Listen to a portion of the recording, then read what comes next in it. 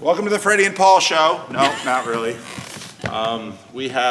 This is the day after the Consciousness and Conscience Thunder Bay Conference, and we are about ready to hit the road to drive down to Minneapolis, and I wanted to grab a few of the participants and just talk about what happened. It'll be probably a couple of weeks before the videos get out, and I know a lot of you are very much anticipating the videos, and those videos will not disappoint. I promise you that. I promise you that. There was the oldest person here at the conference, to our knowledge, is an InterVarsity worker from Wisconsin who is 72 or 73, and he's told me, he said he's been to many conferences in his life, but this was the best conference he's ever been to. He said that. And I can believe that. I can believe that. So Catherine deserves a huge, Catherine, this thing was her baby, and she really pulled it off. So why don't we begin, Catherine, by talking a little bit about where this idea came from, and you and Eamon and your kids and your brother poured a lot into this. So talk a little bit about the genesis of this conference. Well, it was probably two things coming together. Am I loud enough? Can you hear me? Speak loudly. Oh, I'll yell for all of you. Because I'm really loud and the mic adjusts to me, so. It was probably two things that came together. One, I knew that my brother Scotland wanted to use the Abbey to host intellectual conversation. That's always a part of the Abbey ethos. And so he really wanted to find a conversation that would fit well, and consciousness seemed like something that fits well in the courtyard. It could be a space to bring in multiple thinkers, but have it in a space where there's deep religious thought around the topic as well. So there's that piece. And then on the other side, me and my husband have just been watching you, Jonathan, John for years. And one day Eamon said, oh, it'd be great to just have them all in one room talking. Yeah, it's like, oh, it'd be great to have that here, because if we could get that spirit here, maybe the people around here would start talking like that, and we really need people to talk, because everybody's siloed in their own ideas and their own spaces, and even if you get them together, they just debate, like how do you get a sense of how to have a conversation? And these guys seem to have really good conversations when they talk, but it takes a spirit of trust and dialogue. And then you have to see that to imagine how to do that. So what if we could bring that here, and then maybe our whole community could maybe have a few of these, and it could start to grow. And so, maybe this sounds weird, but I take the fact that I'm a woman very seriously, and the fact that I'm a wife very seriously. And so I was like, okay, here's the genesis of an idea. How can I create a space to make that idea happen? How can I build room for the spirit of that thought to emerge? And so I designed a space to hopefully allow that to emerge. So that was the genesis of and the that conference. makes perfect sense to me, because I've been wanting, we were talking about ways of being able to thank all you guys, sorry, I'm going to speak up too, for all of this, and I've been thinking like what I felt like the most overriding thing is the hospitality. It's been utterly fantastic, and so when you said, it doesn't surprise me at all that you're just like, I take being a woman and a wife and a mother seriously in relation to this, and it's been, I don't know, apparently I'm just emotional this morning, because I don't want to talk about it, I'll just start crying, so, but it's been great, so. Okay. Yeah. Well, the hospitality was a big part of it, because I wanted there to be a sense of like, we're at a feast. A physical feast, an intellectual feast, a community, a communion, right? And so even in the talks, when you see the videos, there's a pitcher and some glasses and all of them and a table, and it's a spot to talk and to engage. And so I'm glad that came through. It feels like the fruition of what a lot of people have been wanting for a lot of years. Yeah. So. And this was originally planned for September 2020, but we all know what happened in 2020. We talked about trying to pull it off in 2021. Didn't look like that was going to happen, and so, a number of months ago, we had a meeting together, and And Jonathan was still trying to figure out his travel things, and so we said, is it gonna happen? And Catherine says, it's gonna happen this year, and it did, so. Well, in the time, I think it's actually great that it didn't happen before, because I feel like everything, it's even more Yeah. the right moment. Yep. Whereas before, I think we could see that that was needed, but I think the fact that it didn't actually come together meant that it's been more powerful and helpful now that it did come together. Well, and we were talking about this out there, and Mark, I feel like there's really an emerging consciousness. We're moving out of culture war, debate, camps, ideological camps, arguing and fighting amidst each other. I think part of that's podcasts. I think part of that is, I was mentioning, like, I used to be kind of involved, not really anymore, but the Rethinking Hell stuff. And that's what that was. It was people from these different groups having conversations. And it's podcasts, Rogan, I'm not married to my ideas. That's essentially what he's been modeling. And it's happening more and more. And for our community, this is the first fully, like, kind of the highest level embodied instantiation of that. And just may it increase, All right. you know? And we have with us two of the great talkers of this little corner of the internet. There's a channel on YouTube called Navigating Patterns. Like I and don't know if any subscribe. of you've watched it. Like and and subscribe. Like So, and subscribe. so Mark, you didn't get the award for the furthest to travel here, but you did travel a good distance. I did, yes. And in fact, you drove here. I drove. I did not drive here first. I drove to visit Sally Jo and get some wonderful books that she made, some wonderful art that she wanted to share with the community. And yeah, that was a long trip. Thank you, Yeah. Jared, Show off in the the back helping us out. And she put a lot of time into this, and I picked them up and brought them to the conference. Plus, I got to see Sally Jo, and I think South Dakota! there was a lot of interest in the conference, in the ideas that we're putting forward. And to Luke's point, we were talking earlier, like, what made this conference different for everybody? Because I think everybody I talked to got that sense of, I've never been to a conference like this. What is going on here? And I think part of it, you know, as Luke nicely alluded to, is there's Joe Rogan, and there's this whole podcasting thing, and they're exemplifying a new format for conversation. So in academia, everybody knows what a conference is. Like, I've been a speaker at conferences, you know, mostly technical for work or whatever in computers, but everybody knows how to do a conference, Paul. I've got to tell you, Catherine didn't do it right. Okay? She just totally screwed it up. And I think that's what we need, like, because there is a decay. Like, the way, once you get into this rhythm, this too much order, as Jordan Peterson likes to talk about, I think we've seen the result of that. Right? And now we need a new order, a new way of New doing world this. order. Not Luke, you were so good until now, and then you just fell apart. But I think that's, you know, adding in these new components, like having these people with, you know, with significant disagreement, right? But significant intimate connection, to reference back to my intimacy crisis.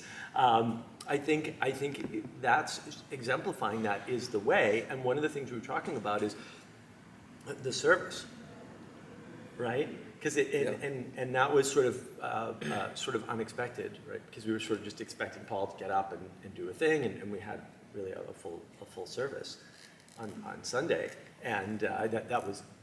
I wasn't expecting any of that. I was expecting one of Paul's little crazy monologues, because I read some of the Sunday stuff. I watch some of those videos, Sunday sermon stuff. But we got so much more out of that. And, you know, there was a lot of talk all along about having a spirit emerge from the conference and leaving the spirit in Thunder Bay. And, you know, you might think, like, oh, Catherine would be like, well, I sort of mentioned that. Oh, no, lots of people mentioned that. All around the same time. Weird. So it didn't really come from one place, which I think is a good sign that a spirit did emerge, that we are leaving a spirit here, and hopefully to the point of somebody on the Discord, I apologize, I forget who, I'm a little sick from the conference, not too much of a surprise, feeling a little under the weather, but they said hopefully we bring that back, with us wherever we go. And I think that will happen. I feel like that's probably going to happen.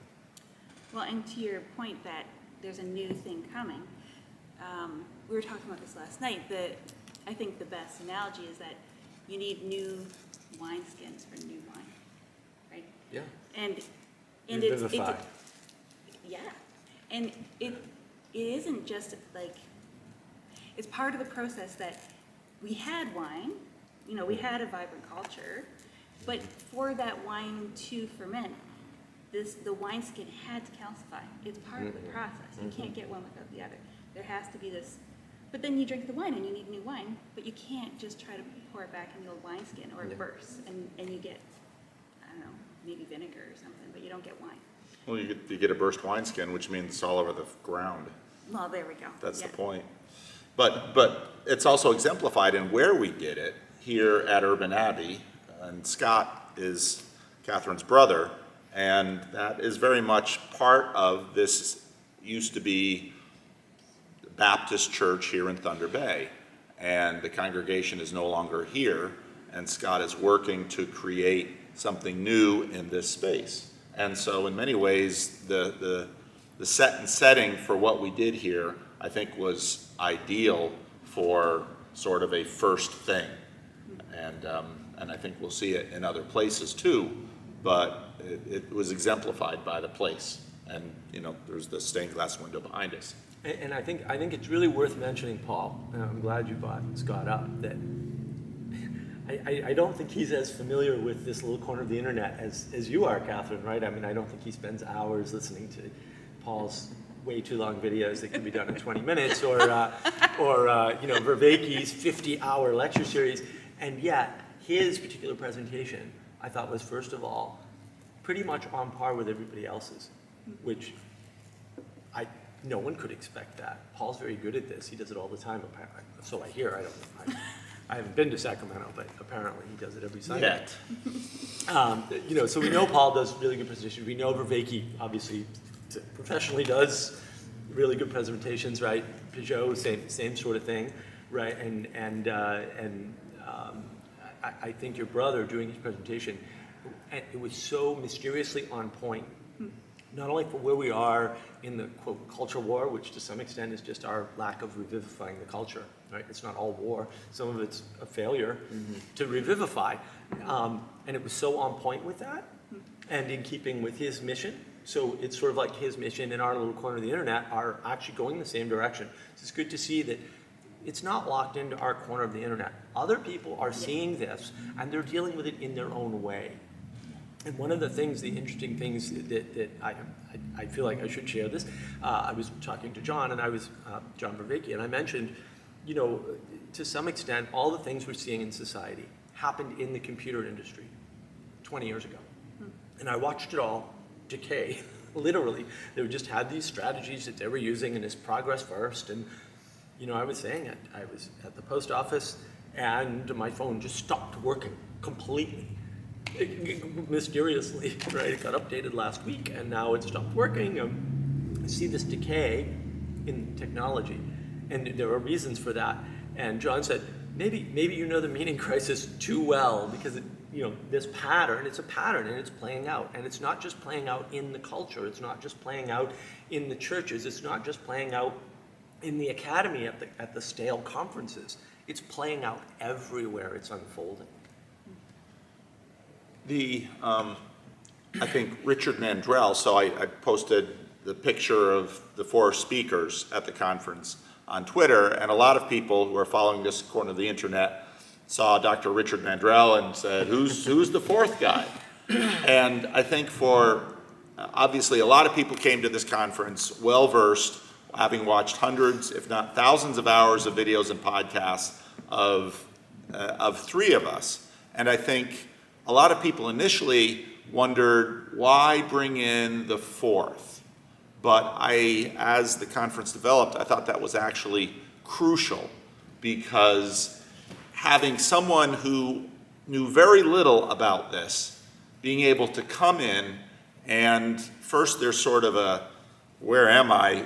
Who are all these strange people, and why do they all seem to be on the same page, and I'm not? But then over the time, I think feeling, he came back Sunday and participated Sunday, and Sunday was sort of an optional day. There were different things on Sunday, and I think that was actually crucial. We also had other people from Thunder Bay come to the conference who, one guy sat next to me in one of the little breakout groups and says, I've watched none of any of your videos. Not you, not Pajot, I didn't know who any of you were, and I think for this little corner of the internet, to figure out how to welcome people in now. You didn't just have to start this 4 years ago. One of the things we need to do is to figure out how to make it more accessible for people to come in and participate now, and not just, I'm sorry if you didn't start watching Jordan Peterson in 2017, you missed the boat. Yeah. So, I just had this thought. I don't know if you could set this up. I think it'd be great for you and Dr. Mondrell to have a follow-up conversation and just say, like, what are your thoughts about this? Because I'm sure he has a lot to unpack, and if you gave him like a week or two, because I would love that, because he and Vervaeke's last Dialogos was one of my favorite parts, because neither of them self-identify as religious, in the classic sense. And so that was, it's fascinating to have an outsider in, because it's bringing the fringe in, because that's been one of the problems. Because I had this tweet like 10 years ago where I said the conservative impulse is to exclude and deny the fringe, and the fringe impulse, or the progressivist impulse, is to want to normalize the fringe. And I said both are wrong. And so like when you have someone like that in this kind of ideological or intellectual circle, like they're important. I would love to know what he thought. and he said he'd need some time to sort of digest this, so that's a good idea. Maybe you, myself, and Richard could do something, the three of us, and we could just hear, now that you've sort of gotten back to life, and this is sort of what's bubbled up about this strange event you were invited to that was quite unlike probably what he was expecting. Yeah. I think that would be wonderful. Another thing about Richard his inclusion in the conference that I was processing with Eamon last night was I had wanted... Eamon's her husband. He's my husband, yeah. I'd wanted to balance the conversation out, but the last conversations on Sunday, there was a lot of talk about opponent processing.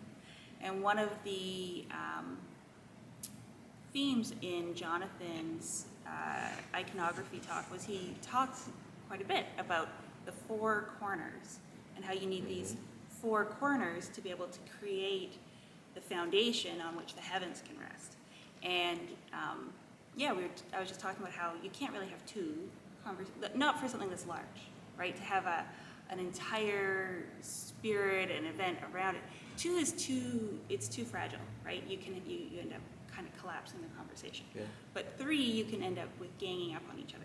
But if you have four, then you can get this really nice dynamics going, and you can get opponent processing within Mondrell and John, and then across the field with Jonathan and John and Paul and Richard. And because we had four, I think it was really a lot richer.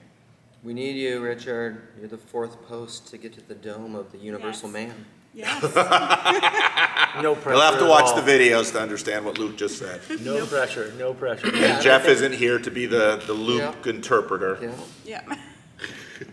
Yeah, I think too, the way you brought him in was brilliant. By the way, Paul's always so good, so good. Every time I see him, he does something new that was better. And I think that bringing him in is really important. And I also think that, bringing other people in, to your point, is super important. And how do we do that? And, one of the things I think we need to do is give these overviews of some of the more complicated concepts. So if you watch Navigating Patterns and you like 20-minute videos, comment on this video and tell Paul that if you can do 20-minute videos on God 1 and God 2, eyes up, eyes down, I've got a whole list. If we can get him to do that, I think that'll bring more people in, because he's very good at it in person, but on video, the guy tends to ramble a lot. Just saying. Like and subscribe. Like and subscribe, Navigating Patterns. Maybe Paul will finally watch one of my videos all the way through. Just comment. Mark, if you don't know Mark leaves the longest, sometimes some of the best comments on my videos. Mark leaves long, meaty comments on my videos. And so he's been on my channel too, and you can find him at Bridges of Meaning Discord, Awakening from the Meaning Crisis Discord, all those kind of places. Anything else we want to touch on, or last thoughts? I think that's good. Catherine did a fantastic job. Yes. And so did her husband, and so did her brother. Everybody here And was their very welcoming. kids. And the Yes. kids, everybody was very welcoming. And I think that to the extent that this is a unique sort of a conference, that's due to the real honest care that was put into everything. You know, there was a care that was there that is not there in other conferences. I mean, when we're talking like early AM to mid to later AM dishwashing, like it was, she's rolling on very little sleep. Like I would be a monster if I were her right now. So Thank you, guys. yeah. All right, well, good. So that's sort of the day after report on the conference, and probably a couple of weeks, videos will start rolling out. 2 weeks. 2 weeks, and they'll come out on, I'll definitely post them if given the opportunity, probably Jonathan and John too. So there'll be plenty of availability for the videos, and yeah, great. Yeah, go ahead. One love. Thanks, Luke. Love you, Freddie.